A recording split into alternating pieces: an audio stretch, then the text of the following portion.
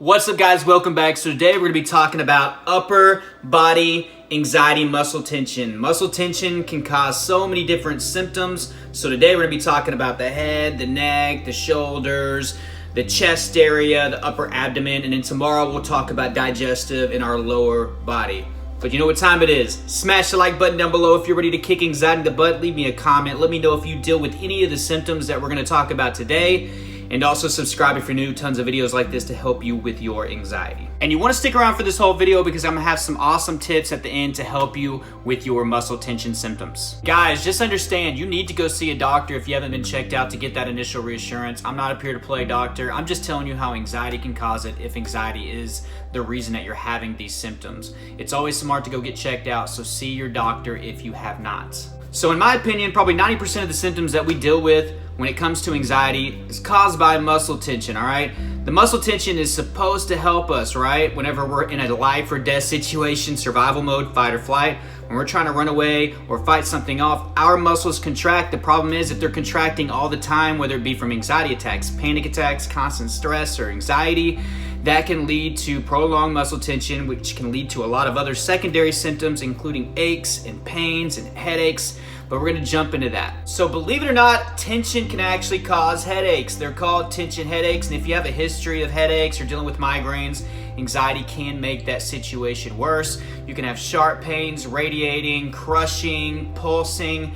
And whenever it comes to tension headaches, a lot of people describe it as a tight band around your head. I dealt with this. It can be crippling for some that deal with it on a regular basis. For some, that's their main squeeze, their main symptom that they deal with. I had health anxiety, so guess what I thought? Whenever I had a really bad headache, I thought a stroke, an aneurysm, thought I had a brain tumor, did a lot of Googling. Do not do that. But headaches are extremely common and tension can be the culprit. So moving down, now we're getting to the jaw. Yes, your jaw can experience tension, okay? Me personally, I dealt with this a lot at night, and I would also grind my teeth, so this would lead to tooth pain. I would have jaw pain. Of course, I was a hypochondriac, so I would have chest pain and left arm pain, and then with the jaw pain mixed in, if you do a Google search, they're gonna try to tell you that you're having a heart attack. So I definitely dealt with that. If you deal with that, maybe looking to get a mouth guard at night, especially if you're a teeth grinder. Moving down, yes, tension can happen in your neck, all right? I woke up as if I'd been sleeping on a pile of bricks, even though there was nothing wrong with my mattress. So I would have a stiff neck probably the first hour and a half. So I'm walking around like this. Anxiety can definitely cause that. Into the throat, you can have tension there. I made a video on this yesterday. If you haven't seen it, go check it out. Globus hystericus. It's in more detail, but you can get tension in your throat. It can make you feel like you have a lump in your throat, something lodged in there. Being a hypochondriac, again, I was fearing that I had throat cancer. I feared this many times, but when doctors go and check it out, most of the time there's nothing that they can see down there, but you can feel the tension. It feels real, feels like something huge is in the middle of your throat. Also, I would feel like it was difficult for me to swallow, or I felt like I was gonna choke on my food, even though that wasn't really the case. Moving down to the shoulders, these are muscles as well, okay? Big muscles, so you can experience a lot of tension there. The upper back was a huge one for me. I would get knots in this area. My lower back pain was different. We'll cover that tomorrow. But my upper back pain, it would start in the morning, and as the day went on, it would get worse. I needed people to like put their elbow in there, give it some elbow massages. Massages obviously can help out with this, but if you still have an ongoing anxiety problem, these knots are going to keep popping up. They would burn. That's the best way to describe the knots. It's like somebody was putting a cigarette out on my back. And it would be all over my upper back. The next one, guys, is the Mac Daddy of them all, chest pain, okay? So many people go to the ER thinking that they're having a heart attack when in fact it's anxiety causing muscle tension leading to chest pain. I had every type of chest pain you could imagine.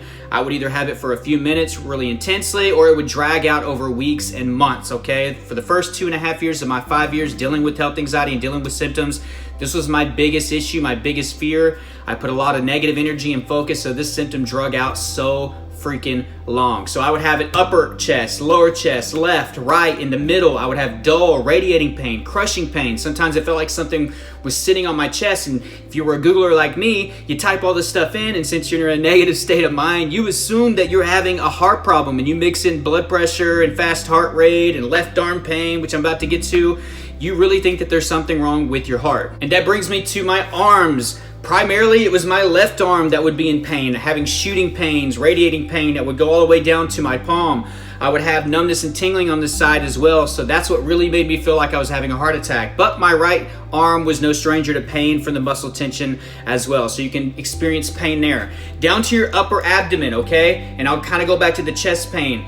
Muscle tension in your digestive system can actually force up the acid, all right? And if you're anxious, you're producing more acid anyways. This can lead to more heartburn and GERD, which can also lead to upper abdomen and chest pain. Also, esophageal spasms can be happening that can mimic, heart issues or other forms of chest pain as well. All right, so a few tips to help you out if you're dealing with some upper body muscle tension.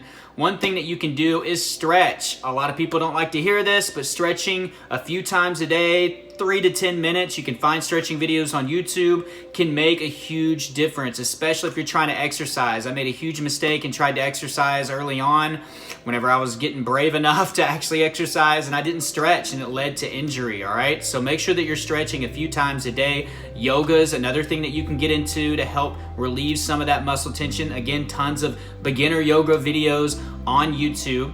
Really hot baths or hot showers, at least that's what you'll find online. Me personally, cold showers, cold baths, ice baths, that seem to actually help me more, so you can experiment with both of those.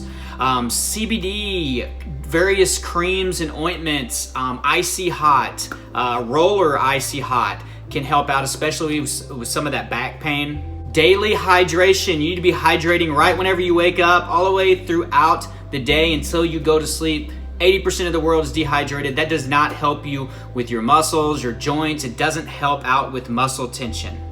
Daily exercise. Now remember, you need to be hydrated. You need to be stretching, maybe do a yoga session before, and start out light with your exercise if you have tons of tension. I know the last thing that you want to do is exercise, but the longer that you put it off, the more the tension is going to be hard to break, all right? So please start working your way into exercise, expose yourself, start out with some walking, like jogging, stretching, yoga, some really beginner level workouts, some strength training, but take it easy at first and work your way into it. Once you're more consistent with it, it's gonna help keep your muscles loose. And quickly also, I'll mention apple cider vinegar for those of you dealing with acid reflux. That could be a result from the muscle tension forcing acid up. Anxiety produces a lot more acid whenever we're stressed. But the biggest thing you have to do, guys, is you got to change your response to the symptoms overall. Once you do that for a long enough period of time, the subconscious will realize, look, I don't have to give you headaches. I don't have to give you globus hystericus. I don't have to make your chest hurt. Once you change your response and show the subconscious that it's not needed, it will start to slowly diminish. Stop giving it negative energy. Stop complaining about the symptoms. I know it's hard. It seems natural to complain, but I'm telling you, all you're doing is making the symptoms stick around. That focus and negative energy keeps those symptoms there. But if you made it this far in the video, guys, go down below and I want you to put in all caps, muscle tension, move over. Muscle tension, move over.